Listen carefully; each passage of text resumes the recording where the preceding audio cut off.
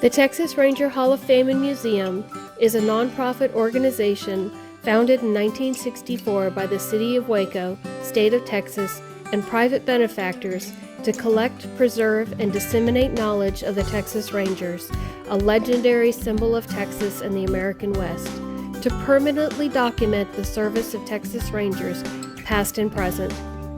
Ground was broken on the current location in 1968 on the banks of the Brazos River.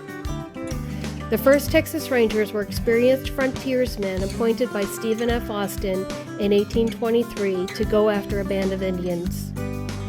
The Texas lawmakers formally established the Texas Rangers in 1835. It consisted of 56 men in 3 companies, each led by a captain and 2 lieutenants. Their immediate superior and leader had the rank of major and was subject to the commander-in-chief of the regular army. They at first only carried out menial tasks, such as rounding up cattle after settlers fled the advancing Mexican army. President Mirabel Lamar established larger ranger companies in 1838, which were instrumental in undermining the tribal Indians who waged war against the settlers. In 1842, they repelled the Mexican army, and over the next 3 years were successful in protecting settlers against Indian attacks. Over the next 100 years, the Texas Rangers faced budget cuts and near eradication. Despite this, they were successful against notable criminals such as Machine Gun Kelly and Bonnie and Clyde. In 1938, Colonel Homer Garrison Jr. was appointed director of the Department of Public Safety. Over the next 30 years, the Rangers were the plainclothes detectives. They expanded to 6 companies with a total of 45 men in 1941, 51 in 1947, and 62 in 1961. They were mostly stationed individually in small Texas towns. The governor, however, could reassign them to a case anywhere in the state.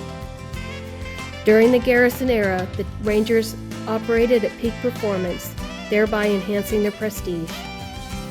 In World War II, they rounded up enemy aliens and instructed civilians and local police in the latest defensive techniques to protect generating plants, dams, factories, and industries from sabotage while carrying out their regular duties.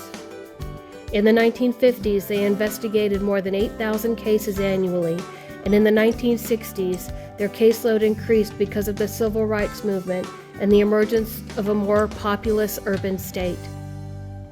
When Garrison died in 1968, the DPS commissioners again reorganized and redefined Ranger guidelines. Today, the Ranger force is comprised of approximately 170 commissioned Rangers, distributed in 7 companies headquartered in Austin. Specialized and highly trained Rangers carry out functions including special weapons and tactics, explosive ordnance disposal, border security operations, protection of children, and crisis negotiations, and more.